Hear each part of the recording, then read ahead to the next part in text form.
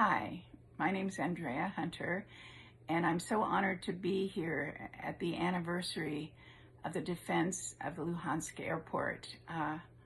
I was brought in as an editor on this project by a dear friend who was working in language studies with some scientists and researchers and academicians from the Ukraine, and she said they were the dearest people, and she just fell in love with them.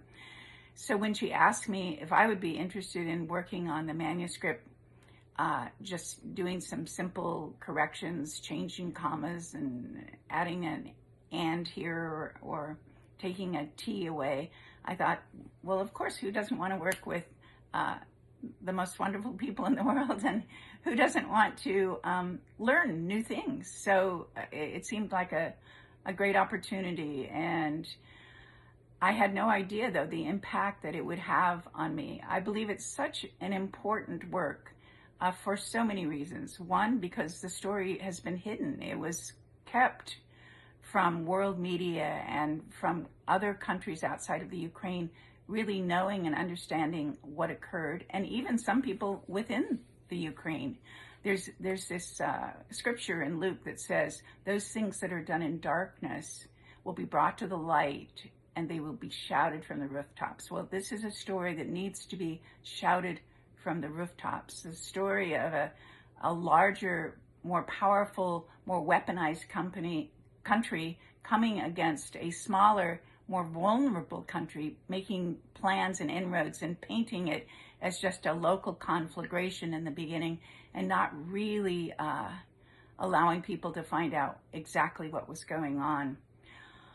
Also, the fact that it's a story told by many voices, over 140 eyewitnesses, participant observers, people who were really immersed in the activities of what happened.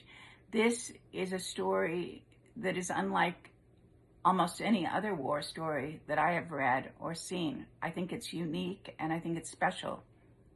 Also because seeing the cost in lives, the cost in the potential of these lives, in the shattering of families, all of these are reasons why this story needs to be told.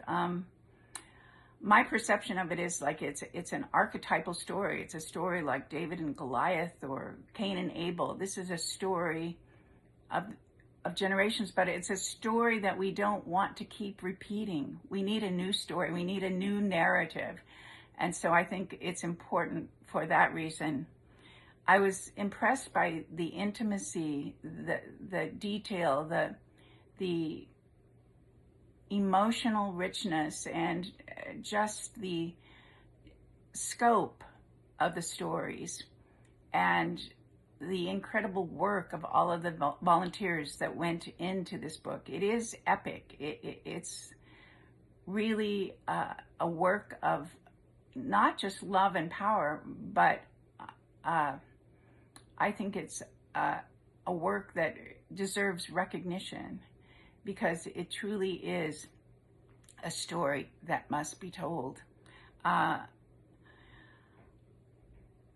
would say to the Ukrainian people, I just thank you for giving me the opportunity to work on this.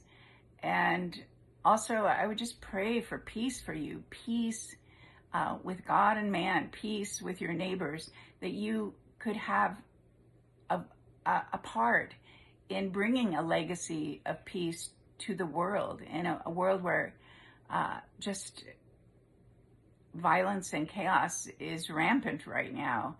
But you have the firsthand experience. We see things from afar. We see things on the news. It's a totally different experience when it's happening in your backyard, when it's your house that's blown up, when it's your child who is killed.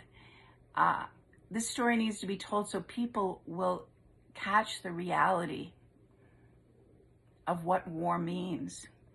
And so I pray for peace for you, that you would be overshadowed with peace, and that you would be messengers of peace.